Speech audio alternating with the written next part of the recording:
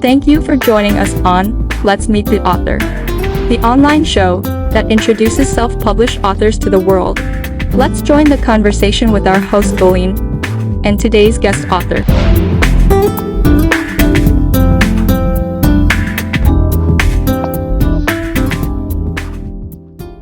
Hello and welcome to Let's Meet the Author show. I'm your host today, Alice Newsom. I'm the show creator, producer, and editor. Now we have a very special show for you today, as you're going to see all of the highlights from our first season. You'll see our authors and you'll see some authors' picks. So sit back, relax, and enjoy the show. We're going to start off with our very first author, yours truly. Let's watch the show. It's now time for Author's Pick. The next woman Matthew chapter 1 mentions in the ancestry of Jesus is the wife of Uriah. Uriah was a soldier in the Israelite army.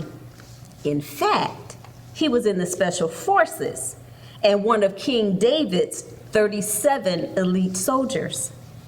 He was married to a beautiful woman named Bathsheba. We are introduced to Bathsheba in 2 Samuel chapter 11 when she was taking a bath. She had just completed the purification rites after her menstrual cycle.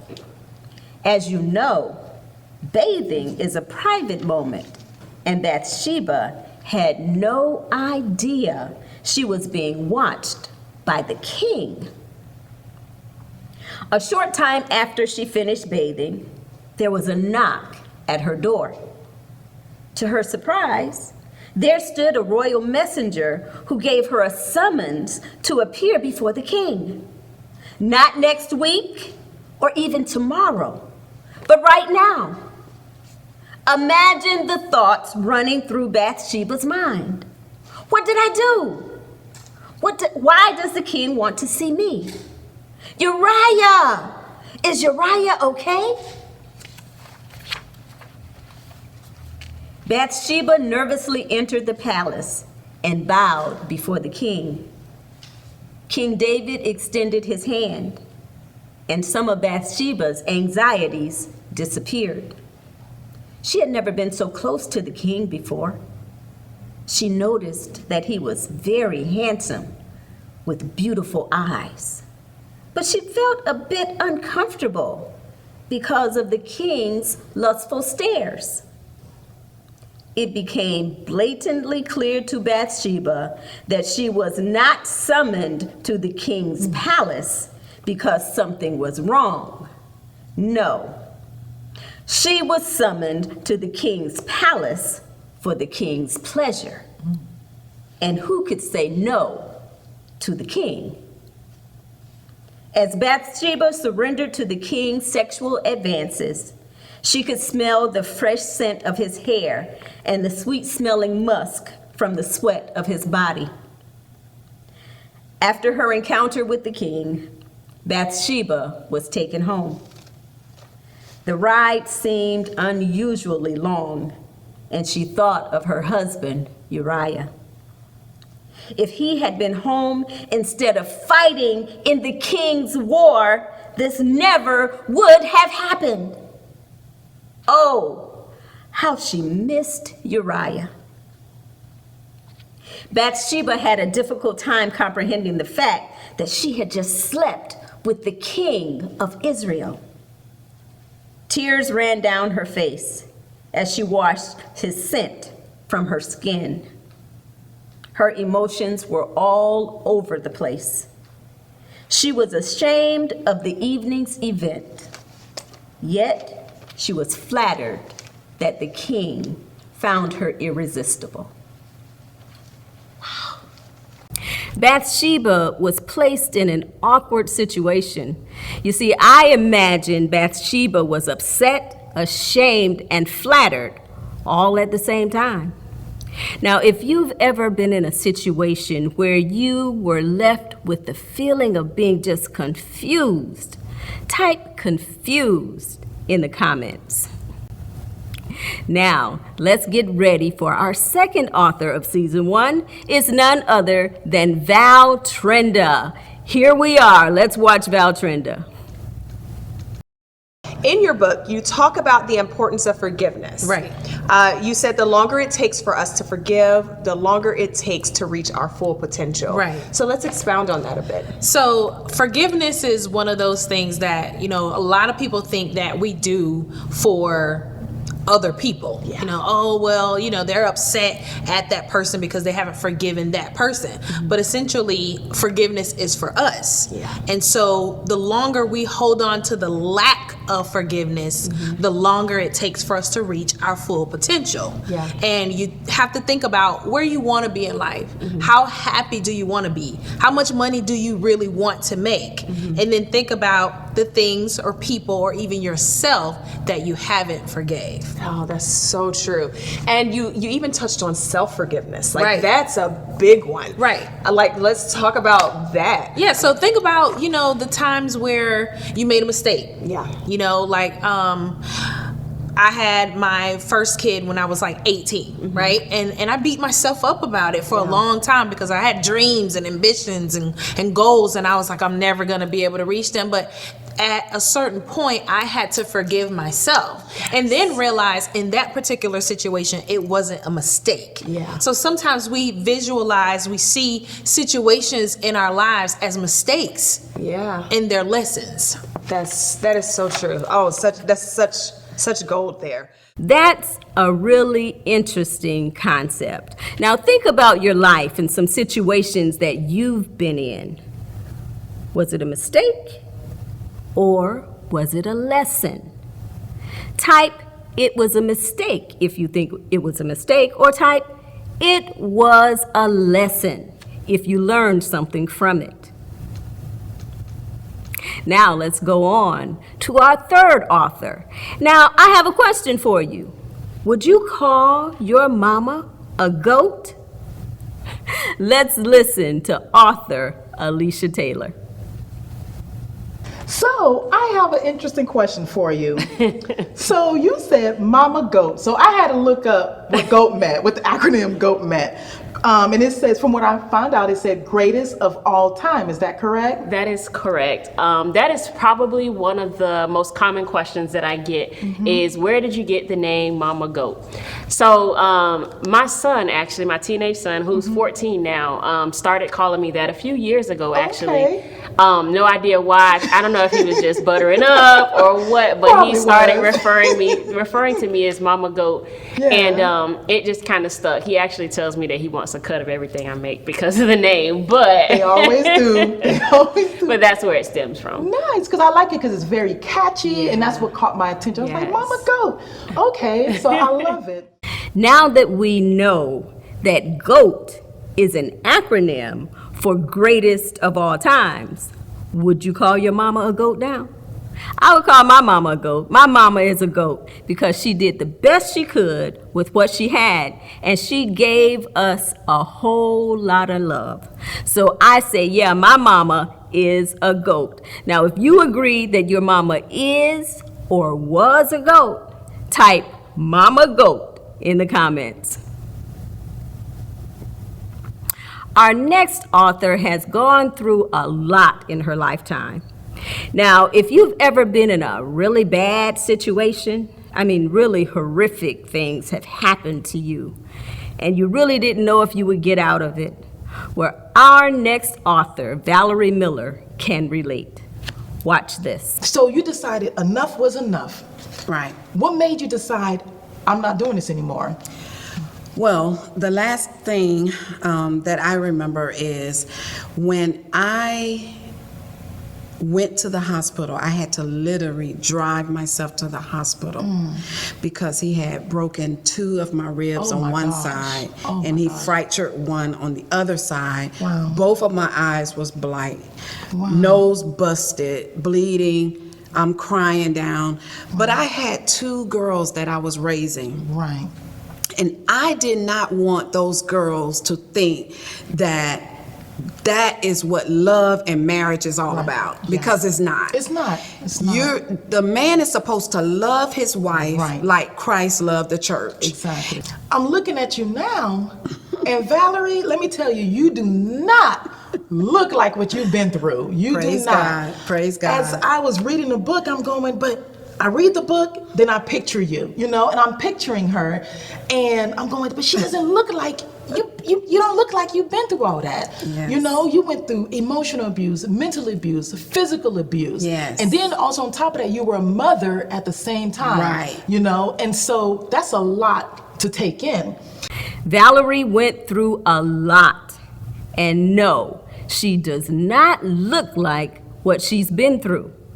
Now, if you've gone through a lot and you don't look like what you've been through, type in the comments, God is good. Our next author, Darian McGee, has met several famous people. Let's listen in on the conversation. So you really have rubbed elbows with different famous people, huh? A few, Master P, Rasheda, Yandy, Timo from Goody Mob, Big Gip, Hulk Hogan. Just a few famous people. Just a few. Not bad. And you've also written 5 books. Yes. That's awesome. I have 3 children's books, 1 self-help book, and 1 novel. Nice. So I'm super excited. We're going to talk about just one of the books. Even though he wrote 5, we're only going to have time to talk about 1 today. And then he got to come back so we can talk about the other books. So today, we're going to talk about your book titled Rewind. Yes. So it was interesting. So I read it and I was like, well, this is really interesting. It's a different take. And I like that. I like it. So one of the things you stated was, what if you had a second chance to make the most important decision of your lifetime? Yes. So why write about that? So that question, I know a lot of people say, oh, I wish I had a second chance to do this and make different decisions, but why write about that in your book? What inspired you to write about that? In life, we make choices, and I'm sure a lot of people wish they could go back in time and actually rethink that or do something different to have a more desirable outcome. Right. Have you ever wished for a second chance? A redo, a do-over, a second opportunity to get it right? Well, if you have, type rewind in the comments. Let's get ready for our next author. She's the unmoved chick herself, Tiffany Mitchell. This one, my favorite quote. Now, this is there's a lot of favorite parts I have in this book, you guys. A lot of favorite parts. But in this particular chapter, #curious, my favorite quote in there was, ready to throw the towel, ... God happens. Yeah. I was like, wow. I mean, no matter what, God happens. I'm about to give up. God happens. Things are happening, but God happens. And I love that part. I love it. So where did you come up with the idea to do it that way? Ready to throw the towel, and then you put ... God happens. Literally, that's just it. Literally, that's just how it was. It was just he literally comes in like in the book of Acts, like a mighty rushing wind. So literally, it's like God happened. Like he just came in, and just turned my whole life upside down. And it always happens that way. When you feel like you want to give up, when you feel like, hey, all is lost. Even because a lot of times people go off feeling, and God had to teach me, don't go off of feeling, because I'm always with you. You need to understand that, it's not about a feeling. So it's just like, whew, okay, Lord, you're always with me. I'm going to make it through this, So trust in God. Just honestly, that's all I can say. But everything that I went through, I refuse to be a statistic. Exactly. And, a lot of people see me on the outside and they would never know. Never know. Have you ever been ready to just throw in the towel? You're just through. You don't know what to do. But then something happens. Actually, God happens. So if you've been through that and God just stepped in right on time, type in the comments, God happens. Author's Pick is coming up with author Tangela Rivers. It's now time for Author's Pick. I'll be reading tonight from Chapter 6, After the Pain Comes More Pain, page 58 to 59. So what happens next? It's all God. We have a collaborative story to tell, but we will let God place that together when and if He sees fit. I wanted to speak on what it took for me to get from there to here. A lot has transpired in the years since 2012 when I fully committed myself to the Lord. But let's back up right before me committing. Disclaimer, I truly wanted to omit this part of my story, but then my story would be incomplete. If we're coming clean and unveiling everything so the enemy has no more holes on my life, then we're doing just that. Not only was I embarrassed, but ashamed that my selfish motives almost cost me my marriage. Let's journey back a bit. As stated before, I accepted Jesus as my Lord and Savior in elementary school. However, as I got older, I realized there were some things I wanted to do that I could not do as a person who had surrendered their life to Jesus and given Him lordship. Full authority over what I did, didn't do, say, or didn't say. Though I wasn't heavy in the church or familiar with the jargon, I knew certain things were obsolete. So I didn't fully surrender my life to God. How could I, knowing I would be out of order? When I finally realized it was time to settle down and get for real with Jesus, mind, body, and soul, that's when I surrendered to Jesus. I stopped everything that I knew was wrong and what I thought was holding me back. Our marriage was tested more than we ever would have thought. We went through the financial issues, the silent treatments, and we even went through where we probably were both ready to walk away. We weren't, however, prepared for what was coming next. See, we all have an idea of marriage and what it looks like, yet we do not truly have an understanding of what all it entails, especially when there are no role models as to what a healthy marriage looks like. Who taught us to fight healthy? If you remember, my parents weren't even married, and they definitely didn't fight healthy. Who teaches us to sit down and budget with each other? We are usually from two separate upbringings, so our views on many different areas are just that, different. We have to come to a conclusion of what it looks like in our family. Not what tradition says it should look like, but what works for us. Who teaches us that there are many different ways to look at it, and what works for your house may not work for mine, but then again, it just might. Tangela's right. Marriage can be a challenge, and it takes a lot of effort to make it work. Now, if you agree that marriage can be a challenge, type in the comments why. Why do you think so? Give us your opinion.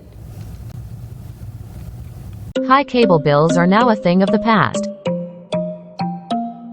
16,000 channels, 35,000 movies and TV shows, including all the popular premium channels. Packages start at only $20 per month. eevtv.net, eevtv.net. Put an end to paying more than $200 per month for less than half of what we offer. Our service provides more than 16,000 channels, 35,000 movies and TV shows. Stream all your favorite live HD sports from around the world, national news channels, and all the latest movies and new releases, all in full 1080p and no more buffering. Sign up today and start enjoying worry-free television.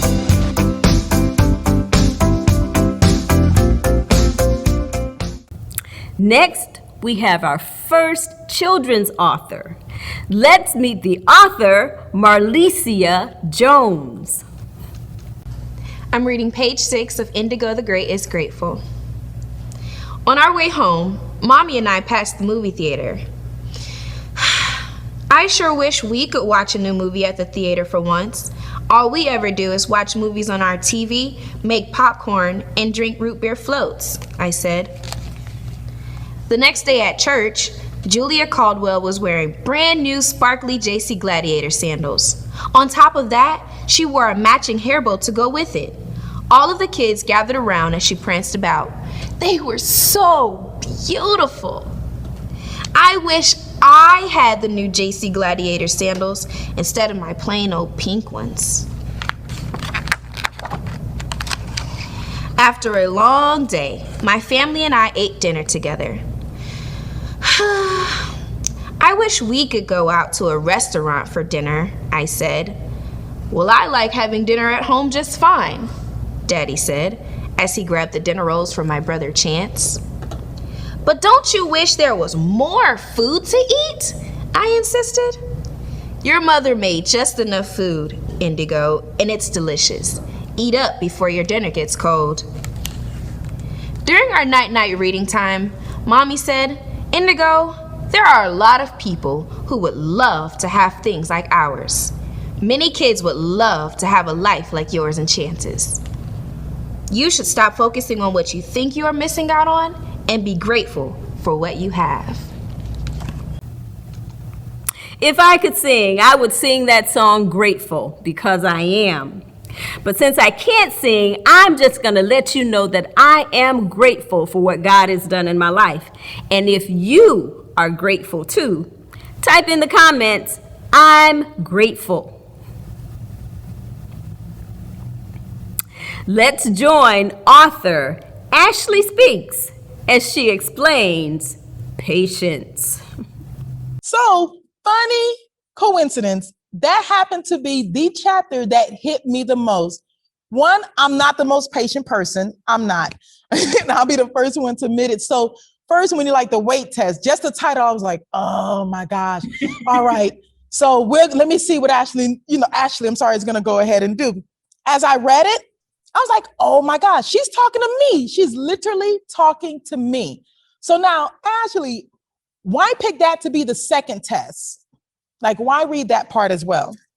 Yeah, the weight is important because we live in this microwave society, right? We want everything fast. We want it quick. We want it when we want it. And social media does not help us to be patient at all, right? It doesn't. So we see somebody start something one day and then the next minute they blew up, right? Right, you're I right. always tell people, I like food in a crock pot way better than I want a meal out of a microwave. So sometimes you have to endure a little bit of patience. You have to activate your patience. You have to activate your weight and be not so in a hurry to get there, because the good stuff happens in the middle. Everybody wants the end result, but in the middle is where your character is developed. In the middle is where you get stretched. It's where you get to learn more about who you are and who you are becoming in God. So the weight test is imperative, because if we are rushing, we don't value the lessons that we're learning along the way.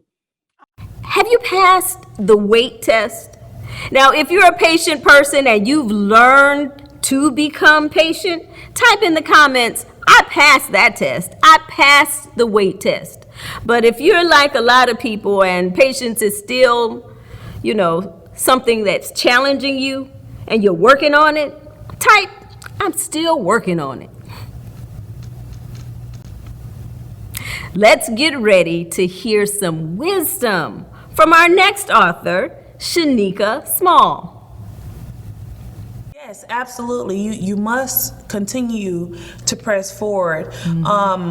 Sometimes we go through situations and circumstances that cause us to become stagnant, that cause us to be stuck, that just cause us all kinds of discomfort.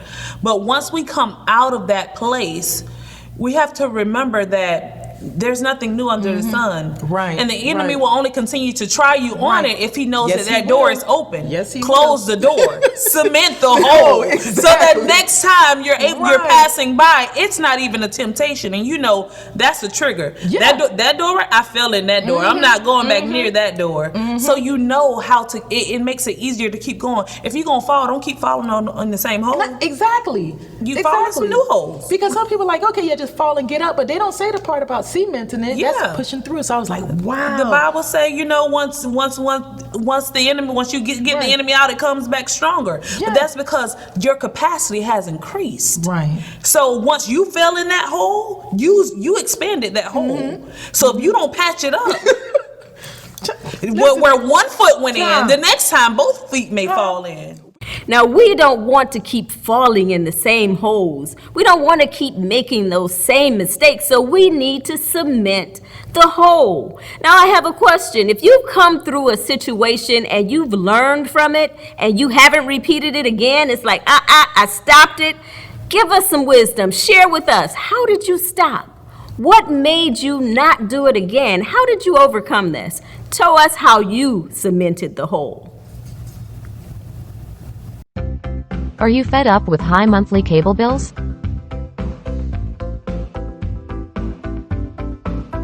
Or cable TV companies taking too much of your money? eevtv has just the solution for you.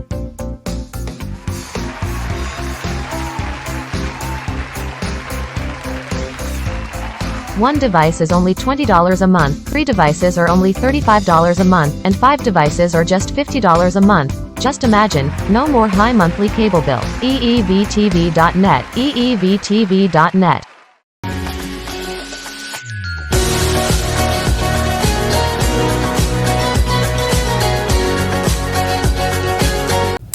This next author is naturally funny, even when she's talking about grief. Let's listen to author Margarita Hill. In the last final thought that she had in her book, she said, and she put it in bold, you guys, so you will not miss it. She said, you do not have to be the strong one. She mentioned that. She put it in bold. So the fact that she put it in bold, I'm just going to talk about her final thought. Why put it in bold? Why is that so important that a person does not have to be the strong one? Because people think that we're supposed to be, and then that keeps us from grieving out loud, because it's like, I can't look, because the opposite of strong is weak, right? But you're not weak because you're grieving your person, and you don't have to be strong. And God reminded me that he's never told me that I needed to be strong for all these people in my life. I lost my mother. I was free to grieve however I wanted. But the way that people put it to me and I took it in and I wore it, it made me feel like I couldn't be anything but strong. Because it's like, what are these people going to think of me if I'm not strong? Right. You know what I mean? They're going to think that, oh, no, y'all know she ain't right now. She's lost her mama. She not right. You know what I mean? And so I'm like, well, I don't want that. You know what I mean? Right. So I'm like, okay, well, I'm gonna just be strong then. So I took it and wore it, and it was never mine to wear in the first place. And so I want people to know that no matter who you lose, if it's a person, if it's an experience, if it's a job, if it's just a change in scenery, you lose your house. And so much is going on now with COVID and so many different losses, and what we looked like last year and what we look like this year. People are grieving that you don't have to be strong through any of it. Like, you have to literally unpack that thing and figure out what it is that you want to do, because being strong literally keeps us in this box that we're afraid to even peek our head over top of the box to see that there's still life after death for us. After you're lost, there's still life, and you can go out and get it, but you have to acknowledge it first and tell people, listen. I told people, listen, please don't call me another strong Black woman, because I don't want to be a strong Black woman. Okay. I don't want to. That word is too heavy. And I realized it weighed more than I needed to weigh. And I'm like, yeah, let's take that back. They do it because they expect that of us. And it's like, no, you're putting, whenever you expect that of us, that's putting a burden on us. And again, absolutely. Yeah. Absolutely. And I'm going, okay, your book gave me the excuse saying, wait, I don't have to be the strong one. It's okay. It is literally okay. Yeah, it's 'Cause okay. when you do put it on and you're like, oh, I got to be strong, it doesn't leave any room for error. Right. Because you feel like you can't mess up. I can't mess this up. Right. These people are Yes. counting on me to be strong and to do Yes. this or whatever. And so Yeah. then when you do mess up, you're hard on yourself.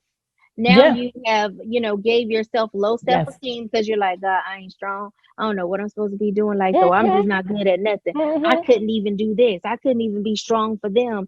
So Right. you know what I'm saying? So now you've given this, you've made yourself such a negative person because you couldn't hold up to other people. Because you're trying to be strong.